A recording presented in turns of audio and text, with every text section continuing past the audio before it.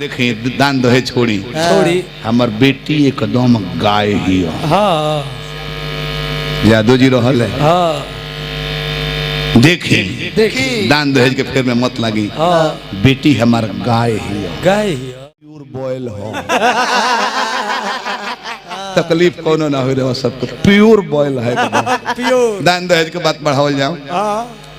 मांगी मोटरसाइकिल लिखो लिस्ट बनाओ। लिखा सिकरी 10 लाख रुपया बुलेट गाड़ी 5 थान गहना सब बन गई। मुखिया जी बैठने गांव के सरपंच साहब बात से न करे नहीं कॉलेज की इतना दही देवे के तैयार बनी। एगो बात हमार माने के पड़ी तो बेटा जानले कि कोनो एक आध गो छोड़ाई है में कहले कि एकदम मानल जाई। मुखिया जी बैठल बनी सरपंच साहब बनी क्रिया खाई अपना लड़का के जाने के ब्याह करता नहीं। कहले कि अपना लड़का क्रिया खा के कहता नहीं मर्द है जादू जी है। और एगो बात मानल जाई। मुखिया जी पूछने के तो बोलो का चाहत रहे में से का छोड़ावे कहलत कि सब लिस्ट ठीक बा सब दिया एगो हमार बात माने के पड़ी। हम मानल जाई क्रिया खइले बनी कहले कि जितना लिखल ना ई है माने के बात क्रिया खइले बनी लड़का के माने के पड़ी। जितना लिस्ट बनल बा एमे से हम कोनो ना दे इको मोटरसाइकिलियो ना कुछ ना भाई सिकरियो जूरी आती तो हम दे सिकरियो दे दियो मर देखो मालूम है अंगूठी अंगूठी हरगिज ना नहीं वो है दशा बजन लू।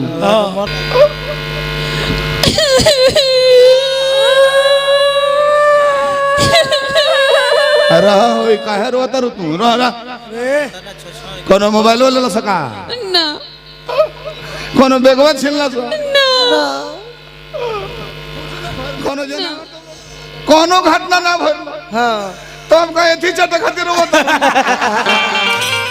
मैं कहवा दिमाग खाती बोल का बात बोल ए जान। हां रउआ बहन पीछे मत करी ला ई करे बताओ बहुत बाउर लागेला न जीवन भर जाना के अपन ट्यूशन फी में से काट के रिचार्ज भरोइले होकबो। हां औ कदी के नतियते हमरा खातिर का कइले बड़े है कि जोर के नाम हुई पानी में दहन हो जाई जाके अब पैसा मिलेला नु ना मिलेला कौन लागेला केहू होने से उठ के आइल है ना कहो अब आत्मा में बुझाता कि आवत रे पैसा दे दे 100 गो दी है कि 500 दी है आ तलुआ के आगे बैठ गेल अरे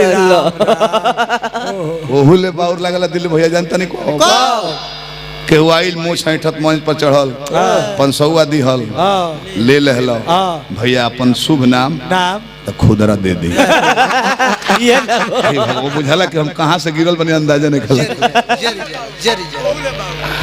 ओले बाउर लागला जानता नहीं को कब छूट मिला लल कि 5-10 हजार पर गइल बा।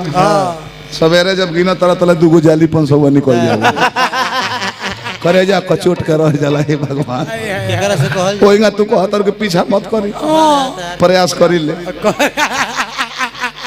करी ले पीछा हम तारा ना घूमो का बता बोलो ए जान। हमरा के भुला जा काहे हमार बियाह होता आदमी से होता बियाह ना होता गधा ले।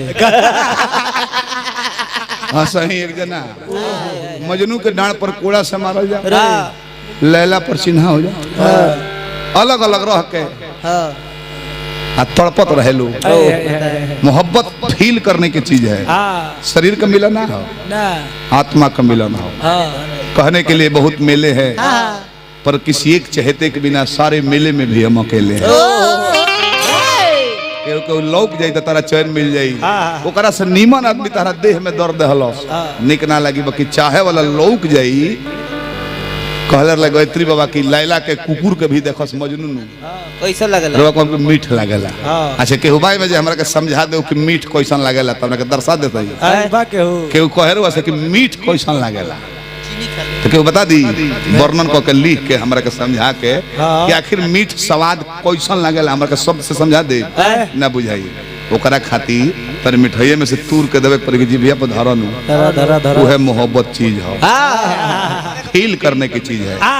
वो आदमी के कोनो प्यार में पगलाइल होके तो जे मोहब्बत नहीं कैले वो कहे कि सरवा खत्म बा पगला गइल ओकरा के बूझी के जे के उसे दिल लगइले होके ओकर तड़प जानत होके ऊ रोवत आऊ कहि करी राम राम राम अरे यही हमरो संग भई रहे दादा तो तड़प ओकरा के फील करने की चीज है मोहब्बत बुझलू कि ना।